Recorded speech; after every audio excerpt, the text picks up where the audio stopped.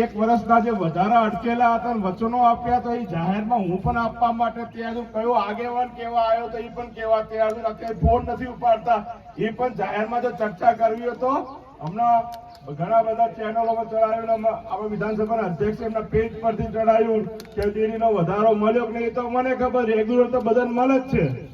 આ તો જેને ગામમાં સેમ્પલ ફેર થયા હતા કે એવા જે વધારા બાકી હતા એની ચર્ચા કરતા હતા. અને જો એમ કે જેનો દૂધનો વધારો 1 વર્ષથી કોઈ દૂધના સેમ્પલ ફેલ થયા હોય ને આપ્યો હોય તો જાહેરમાં કઈ અમે આમને આપ્યો છે, અમે લિસ્ટ આપીએ ગામડેથી કે આટલા બધા બાકી રહીએ ને હાલો. હમણાં ડેરીના પૈસે અલગ અલગ જગ્યાએ સંમેલનો મહિલાઓના થાય, આઈસ્ક્રીમો ખવડાવે, પછી તો એ જે ખર્ચા પડે છે ક્યાંક ને ક્યાંક ભવિષ્યમાં આપણી ડેરીમાં આપણને જે વધારો મળવાનો એમ જ કપાવાનો. ભાજપની મિટિંગમાં વસ્તી ના આવે એટલે ગામ દીઠ 50 માણસ લઈને આવો, એક નોટ સડી એટલે આવું થવાનું છે. આપણે તો સ્વયંભૂ કોઈને આજુબાજુના તમામ ગામોના જે લોકો આયા છે એ પ્રેમથી આયા છે, લાગણીથી આયા છે.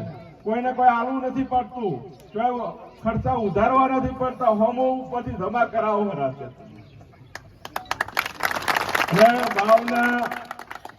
ભાવના લોકોએ 2 વખત મોમેરું ભર્યું અને અમે બધા રાજી થયા કે મોમેરુદાર ભર્યું છે.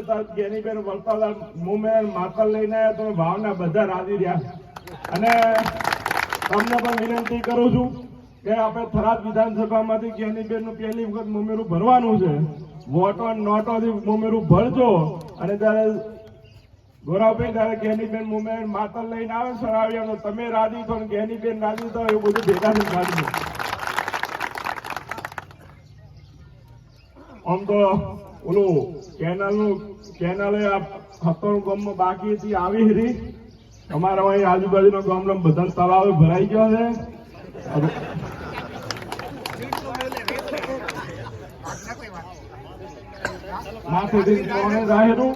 એટલે હવે એમાંથી તો તાપી જાઓ તો મેરભાઈ અમે તમને ખોટા વચન આપવા માંગતા નથી. તમારા માટે હું ધારાસભ્ય હતો તો આ બાબતે લડતો. હું ત્યારે કહેતો કે તલાવ ભરવા દે, પાઇપ તો કે ના અમારે તો કેનાલ જુએ છે ને હવે કે તલાવ ભરવા તો ચાલે.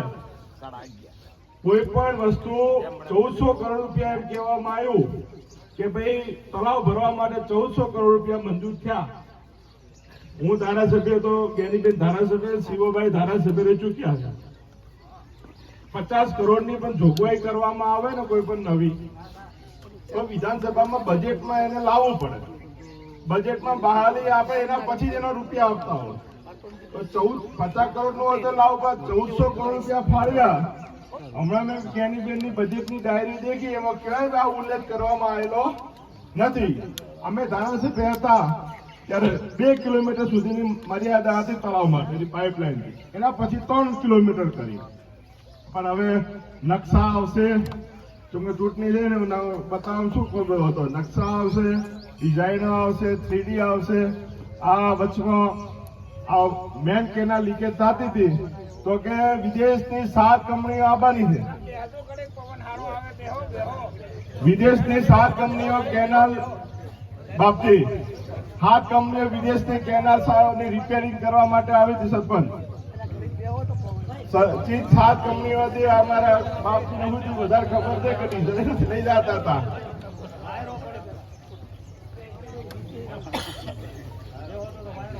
મોટી કેનાલ રિપેરિંગ માટે